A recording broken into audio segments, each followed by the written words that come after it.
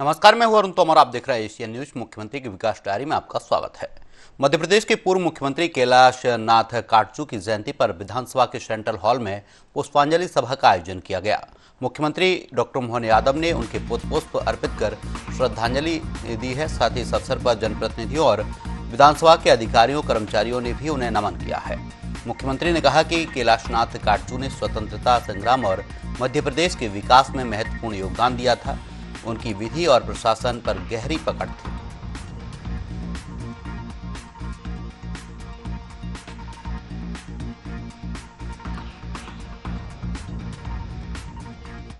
कैलाश नाथ काटजू की 139वीं जयंती है।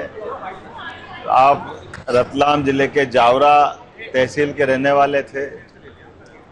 57 से लेकर 62 तक आपने सफलतापूर्वक मुख्यमंत्री का कार्यभार संभाला। बाद में केंद्रीय स्तर पर रक्षा, कानून, ऐसे कई मंत्रालयों का काम भी संभाला। कई राज्यों के गवर्नर भी रहे। उनकी कानून पे जो पकड़ थी, प्रख्यात कानूनविद थे, तार्किक रूप से बहुत सबल, सक्षम, अपनी क्षमता योग्यता के साथ देश की आज़ादी के पहले भी उन्होंने स्वतंत्रता सेनानी के नाते से इस देश की आज़ादी के लिए संघर्ष किया। प्रारंभ से नेहरू जी के मित्र भी रहे और बाद के दौर में भी उन्होंने अपने तार्किक क्षमता के बलबूते पर कई ऑटोनोमस संस्थाओं को समृद्ध करने का काम भी किया। उनकी जयंती के अवसर पर मध्य प्रदेश सरकार की ओर से मैंने पुष्पांजलि अर्पित की। नीट परीक्षा को लेकर मध्य प्रदेश सरकार ने तैयारियां तेज कर दी हैं। मुख्यमंत्री डॉक्टर मोहन यादव ने कहा कि राज्य सरकार केंद्र के साथ लगातार समन्वय में है, जिससे परीक्षा पूरी तरह शांतिपूर्ण और निर्विघ्न संपन्न हो सके। उन्होंने छात्रों और अभिभावकों को भरोसा दिलाया है कि सभी परीक्षा केंद्रों पर सुरक्षा और मूलभूत सुविधाओं के पुख्ता इंतजाम किए जा रहे हैं।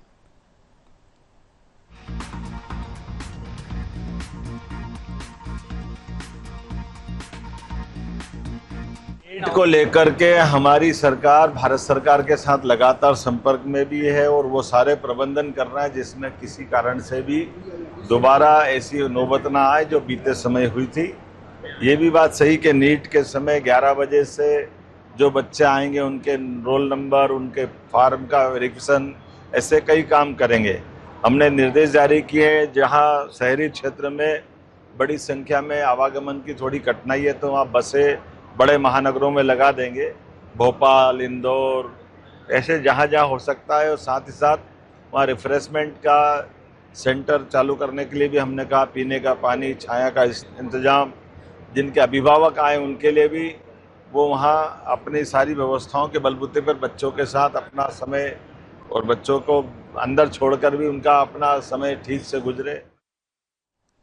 मध्य प्रदेश में यूनिफॉर्म सिविल कोड यानी यूसीसी को लेकर सियासी हलचल एक बार फिर तेज हो गई है।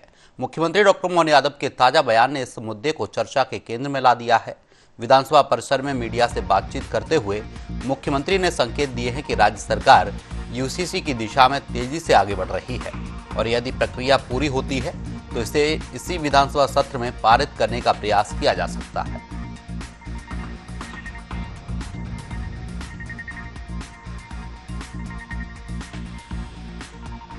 वास्तव में एक अलग युग में जी रहा है ये हमारा समय। यशस्वी प्रधानमंत्री के नेतृत्व में लोकतंत्र को गौरवान्वित करने वाले ऐसे कई ऐतिहासिक निर्णयों से देश गुजर रहा है। समान नागरिक संहिता की और उसकी समिति के सभी सम्मानित सदस्यगण, हमारे राज्य के अंदर विवाह, विवाह विच्छेद, भरण पोषण, उत्तराधिकार, पारिवारिक विश्व संबंधित कानूनों का संचालन व्यक्तिगत पारिवारिक उद्योग प्रावधानों के अनुसार किया जाता है। वर्तमान परिप्रेक्ष्य में समस्त विधियों का परीक्षण कर एक समरूप और व्यवहारिक विधिक संरचना की अत्यंत आवश्यकता है। पूरे विचार के साथ पूरे राज्य के जितने भी तमाम प्रकार के सुझावों के संकलन के बाद एक निर्णायक स्वरूप में हमारा ये जो मूल उद्देश्य है उसकी पूर्ति होगी। मुख्यमंत्री डॉक्टर मोहन यादव उज्जैन जिले के नागदा स्थित डेलनपुर बालाजी धाम में आयोजित कलश प्रतिष्ठा, श्री राम दरबार प्राण प्रतिष्ठा और ध्वज पूजा कार्यक्रम में शामिल हुए। इस अवसर पर कर्नाटक के राज्यपाल थावरचंद गहलोत भी मौजूद रहे। कार्यक्रम को संबोधित करते हुए मुख्यमंत्री ने अयोध्या में भगवान श्री राम के भव्य मंदिर निर्माण, चित्रकूट धाम के विकास और श्री राम वन गमन पथ परियोजना का उल्लेख किया। उन्होंने सिंहस्थ 2028 की तैयारी और क्षेत्रीय विकास कार्यों की जानकारी देते हुए बालाजी धाम में बुनियादी सुविधाओं के विस्तार की घोषणा की है।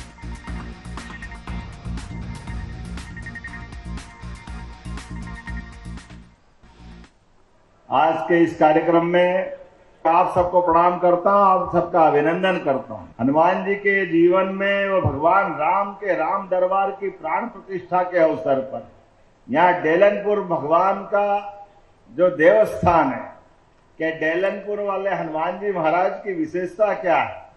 हमने कहा जरा गौर से देखना, भगवान को रोज चोला चढ़ता है।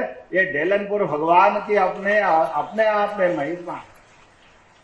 हमारे लिए परमात्मा की कृपा से देवताओं में देवता, वैसे तो भगवान राम का जीवन हर एक व्यक्ति के जीवन में 17 लाख साल हो गए भगवान को राम को धरती पे अवतरित हुए 5000 साल पहले भगवान कृष्ण का जीवन उनका अपना गौरवशाली अतीत रहा।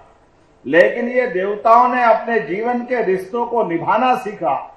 मानवता के मूल्यों के साथ जीवन में किस प्रकार से जीवन दिया जाता है।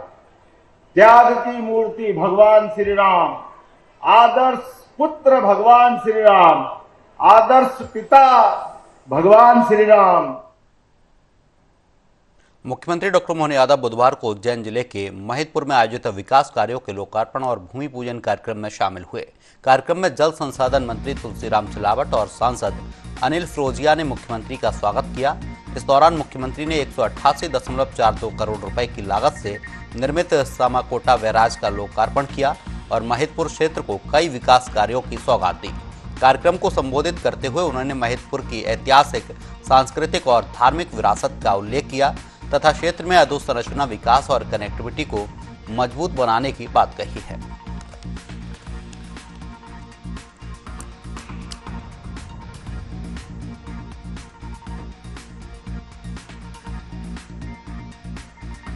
इस भूमि पूजन लोकार्पण के उत्साह भरे वातावरण में पूरे मंच का और आप सबका दोनों हाथ जोड़ के प्रणाम करता हूं, आपका अभिनंदन करता हूं। महिदपुर आओ और मेहता जी का मोती पाक, क्या आनंद आता है।